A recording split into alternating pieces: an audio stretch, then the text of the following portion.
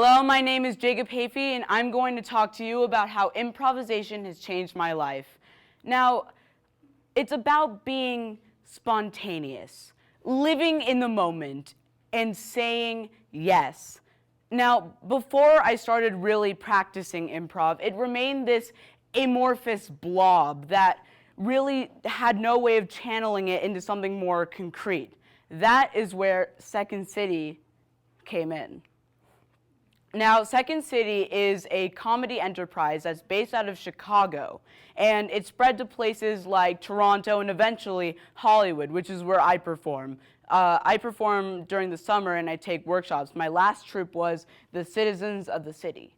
Now at Second City, we practice what is called short form improv, where it's based off of one-liners, but usually not puns, but we always do like to tell puns.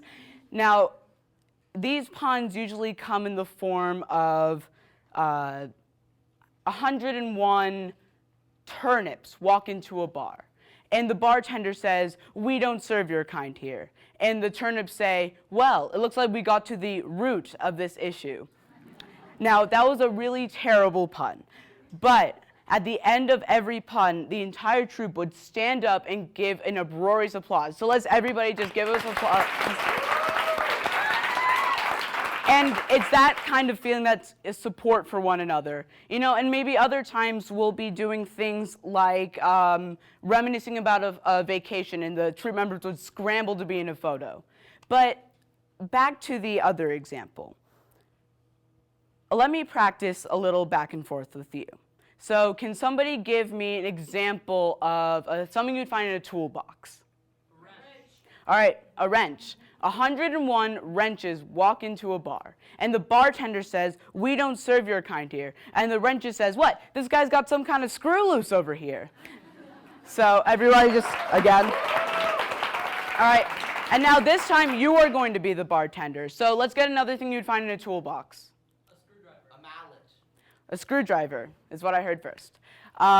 So 101 screwdrivers walk into a bar, and the bartender says, "We don't serve your kind here." And the screwdriver says, well, he doesn't say anything. He just turns and turns and turns. So again,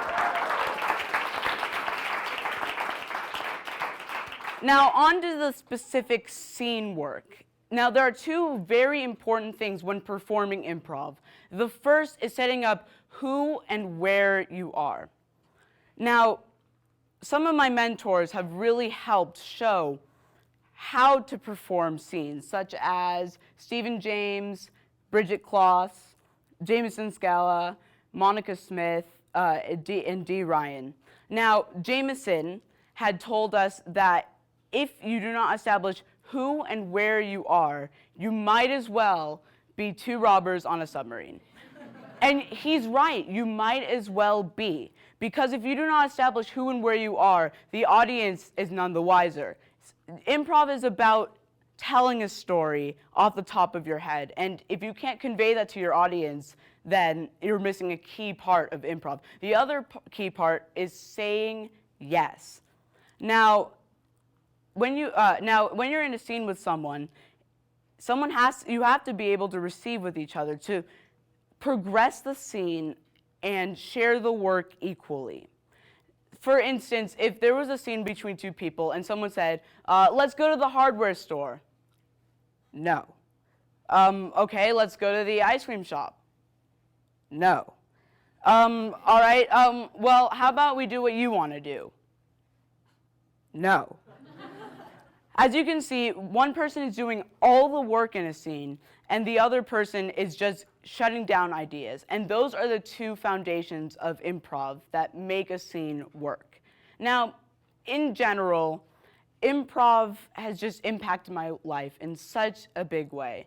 It allows me to see life through a different perspective, and it frees your mind. Saying yes really helps just in life in general and makes you a much more positive person. Improv is about delving into the unknown, and I hope that I've shown you some of that today.